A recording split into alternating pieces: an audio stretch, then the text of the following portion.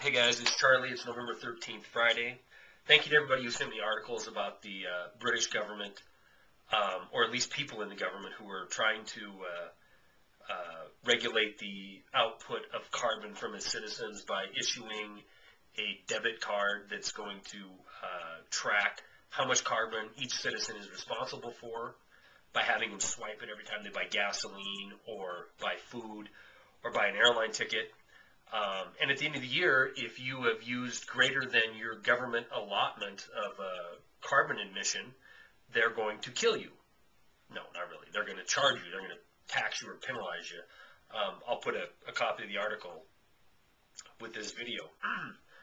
The thing about this is, I mean, you know, if you look at it for what it is, you have to admit, this is a religion. I mean, there's no other way to describe it. It's a New Age religion. You know, you have a God, which in this case is planet Earth, you know, and it's to be worshipped and saved at all costs. And you have a evil devil figure, which is to be reviled and hated and fought to the end with. And unfortunately, in this case, the evil devil is you and I. You know, by our very existence, we're trying to imperil the planet to its doom. You know, but that's okay because we have the Savior coming in, which in this case is the movement, whichever, you know, whatever it's calling itself this week. It could be the green movement, it could be global warming movement, now it's just climate change movement. But the difference between this religion is it takes a lot more faith to believe in it than it does in any of the other world religions.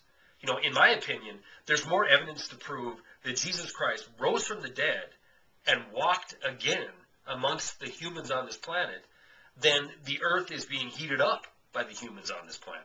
There's thousands of scientists who will say that the planets around Earth are heating up even more dramatically than Earth due to activity on the sun. Well, there you go. That makes sense. It's the big burning star in the middle of our solar system. So that would make sense that it affects the heating of the planets in that solar system. But, you know, people are really easy to lead in this new movement. It's a pop culture trained mass that is buying into this.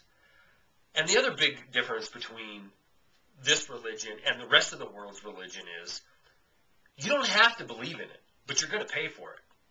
You don't have to bow at the altar of the first Pope, Al Gore, but you're going to, by God, pay to the altar of Al Gore.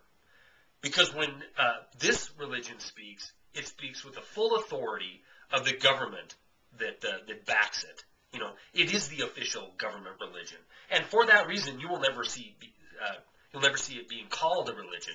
But that's in fact exactly what it is. So, anyway, I do thank you, After the Fox, for sending me the link to that story, and I'll post it with this video. Also, I wanted to mention another YouTuber who does really great research work, and that's Deb Truth One. I'll put a link with this video to her channel.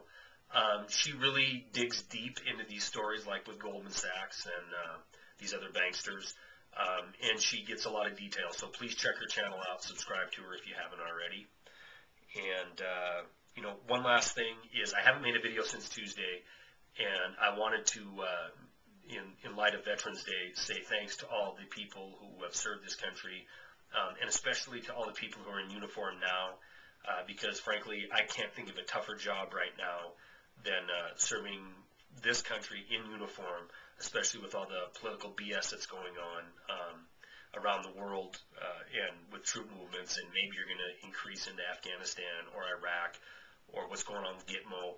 You know, like I said, I just can't think of a tougher job right now than wearing the uniform for this country. So thank you all very much. All right, that's all I got.